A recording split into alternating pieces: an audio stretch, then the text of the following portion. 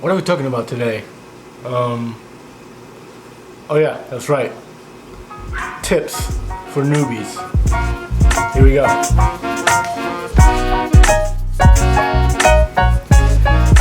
What's going on, Salty Loop family? Welcome back to another episode of Salty Loop All Aquatics. My name is Louis, and on today's episode, we're going to talk about 6 tips for new saltwater aquarium hobbies. If you are joining the hobby and have never had a saltwater aquarium before, these are my top 6 tips to get you started on the right track. And if you're not familiar with my channel, we do this every Sunday, so go ahead and hit that subscribe button, hit the notification bell so you know when I'm posting new videos, and let's get to it. My number 6 tip is buy quality equipment. I want you to know the saltwater hobby is expensive, just like any other hobby, just like cars, just like anything else that you get into. Everything is expensive because it is a hobby, right? So in the saltwater industry, the cheapest thing that you ever gonna buy, and believe me when I say this, is the tank itself. The tank, the stand, and if you want to have a canopy or not, this is going to be the cheapest thing you're going to buy. Everything else is going to be expensive, or you can go the route with, like, you know, China always copy everything that we do in the United States.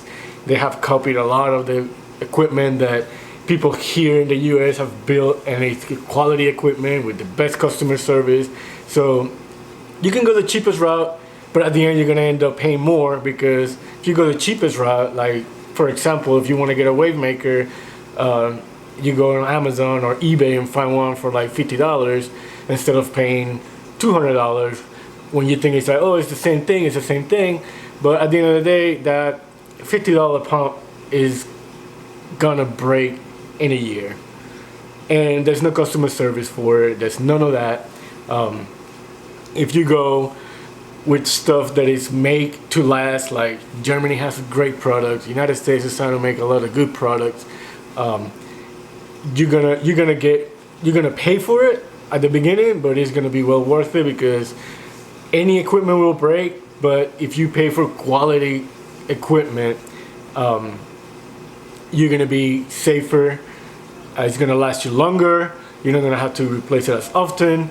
So at the end of the day, that $200 pump that you invested with at the beginning, if you go with the cheapest one, like the $50, you're gonna buy that 3 or 4 times, and at the end of the day, it's gonna cost you the same. So instead of like knowing like at 3 o'clock in the morning your pump went bad and you're like, oh my god, now I gotta wait. Yep. So you should have bought the quality pump at the beginning. So that goes with pumps, it goes with lights, it goes with like depth filtration and everything like that. So my recommendation: save the money, wait, and buy quality equipment from the get-go. Number 5, don't believe everything you read in the internet. You know, when we go on the interwebs, a lot of people have their own opinions, and like one of the big ones is just like garlic cures ick. My god, that's not farther from the truth. Don't believe what everybody says. Go into the good forums like Reef to Reef, read everybody's comments. If you want to believe that person's comment or advice, just look at their tanks. Look to see how successful are they been in the hobby, and it's easy. Just click on their profile, see their pictures, see if they're like being recommended by other hobbyists. So don't believe everything you read, because some of this stuff is so outdated. We have come so long in this hobby that now we're getting closer. We're getting closer to know a lot of stuff, and there's a lot of good people out there. Everybody's willing to help. It's a lot of good advice, but it's also a lot of bad advice. So don't believe everything you read. Do your research. That brings me to my number 4. Do your research. Do your research when you're gonna set up the aquarium. Do your research when you're gonna buy fish or coral. make sure you do your research, because most of the new people that comes into the hobby, it has happened to me before, and it has happened to everybody that comes into the hobby. You go into the fish store, you see a pretty fish, you're like, oh my god, I have to have it. You haven't done the research on it. Or a coral, you want to have it, you have not researched it, and you bring it home, bring it into your tank, and then all of a sudden things don't work out. These fish start eating your corals, or start eating your crustaceans in the tank, or picking, or start fighting with other fish. So same with corals. You put it close to another coral. Maybe you don't have enough flow in the tank. Maybe you don't have enough nutrients in the tank.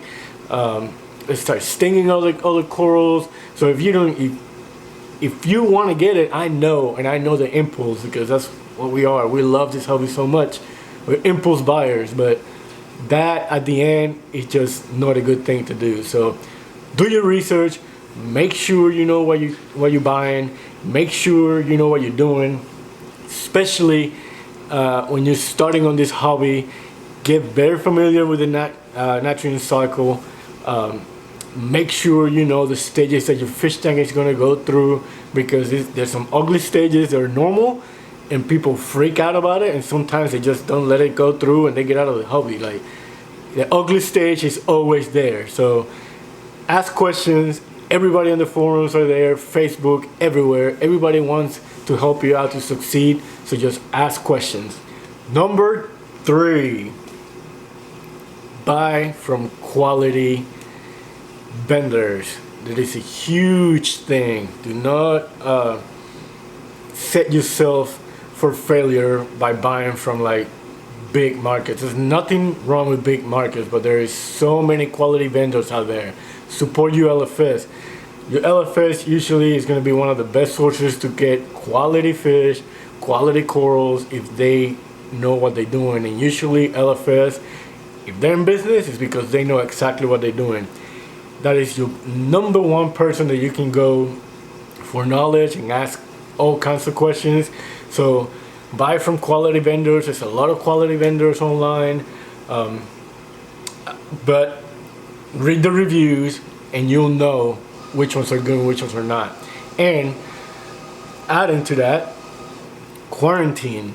If you're able, a quarantine tank, you can set up a quarantine tank for maybe $50 to $60. It doesn't have to be huge.